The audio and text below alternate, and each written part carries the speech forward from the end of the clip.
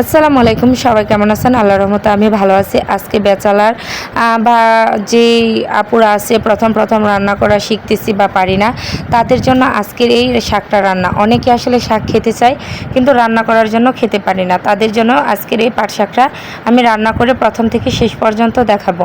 আমি এখানে 2 আটি পাট শাক নিয়ে নিয়েছি। পাট শাকগুলো ভালো করে কুটে ধুয়ে নিয়েছি। পাট শাকে যেন পানি না থাকে সেইভাবে ঝরিয়ে নেবেন। তো আমি এখানে পাট শাকগুলো কড়াইতে দিয়ে অল্প একটু লবণ দিয়ে ঢেকে দিবেন না। পাট শাকটাকে মানে ঢেকে দিলে পানি উঠবে, সেই শাকটা খেতে আর মজা লাগবে না। সেজন্য আমি আর পাট শাকটাকে ঢাকি না, এভাবে নেড়ে চেড়ে সুন্দর করে দেখেন কড়াই কেমন লাল লাল হয়ে আসতেছে। পাট শাকের পানি শুকিয়ে গেছে, তখন আপনারা ওই পাট শাকগুলো নামিয়ে এখানে আমি কিছু রসুন ছেঁচে নিয়েছি। তো রসুন ছেঁচাগুলো এখন আমি এখানে সয়াবিন তেল বা যে সরিষা তেল খান, যেটাই খান না কেন দিয়ে ভালো করে রসুনটাকে ভেজে নিতে হবে। আগেই পেস্টটা দিবেন না, আগে রসুনটা লাল লাল করে ভেজে নেবেন, তারপরে পেস্টটা অ্যাড করবেন। কারণ আগে পেস্টটা দিলে রসুনের কোনো ফ্লেভারই আসবে না। এখন আমি এই যে দেখেন লাল লাল করে ভেজে এখন পেস্টটা দিয়ে দিয়েছি। এখন এটা থেকে একটা বাগারের ফ্লেভার আসবে। এখন আমি ভালো করে পেস্টটা ভেজে নিব। পেস্টটা ভাজার কিন্তু শাকের খুব মেন একটা জিনিস। আমি খুব সুন্দর করে ভেজে নিচ্ছি। এখন অল্প একটু লবণ দিয়ে দিব। যখন পেস্টটা হালকা ভাজা হবে তখন লবণটা দিবেন, আগে লবণটা দিবেন না, তাহলে পেস্টটা আগে নরম হয়ে যাবে, ওইরকম করে ভাজা হতে চাইবে না।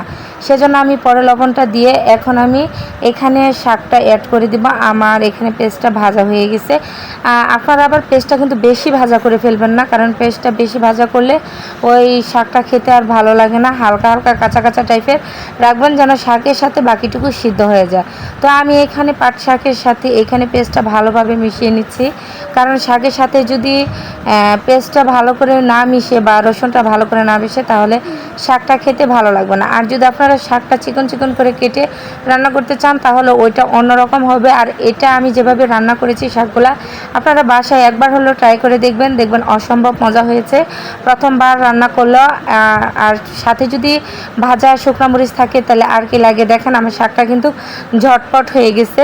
তো এখন আমি এটাকে বাটিতে নামিয়ে তারপরে 2-3টা শুকনো মরিচ ভেজে নেব। কারণ পাট শাকের সাথে যদি শুকনো মরিচ না হয় তাহলে কি খেতে ভালো লাগে।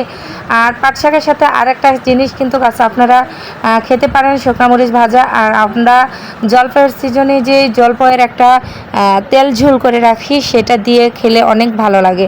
তো আজকে আমি এইগুলা দিয়েই খাবো আমার দুপুরের খাবার।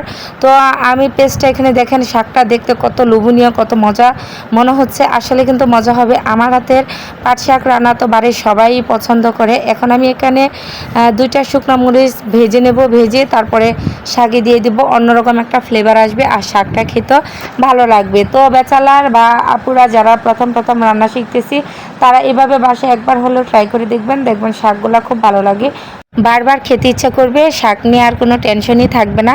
তো এভাবে এনে রান্না করবেন। আর এতক্ষণ আমার ভিডিও দেখার জন্য, আমার পাশে থাকার জন্য আপনাদেরকে জানাচ্ছি অসংখ্য অসংখ্য ধন্যবাদ। আর আমার পক্ষ থেকে আপনাদের জন্য অনেক অনেক ভালোবাসা। এভাবে আমাকে ভালোবাসা দিবেন আর পাশে থাকবেন, দোয়া করবেন যেন আমি নতুন নতুন ভিডিও আপনাদের সামনে নিয়ে আসতে পারি। তো সবাই ভালো থাকবেন, সুস্থ থাকবেন, আমার জন্য দোয়া করবেন যেন আল্লাহ তাআলা আমার শরীরটা ভালো রাখে। তো আজকে এই পর্যন্তই। আল্লাহ হাফেজ।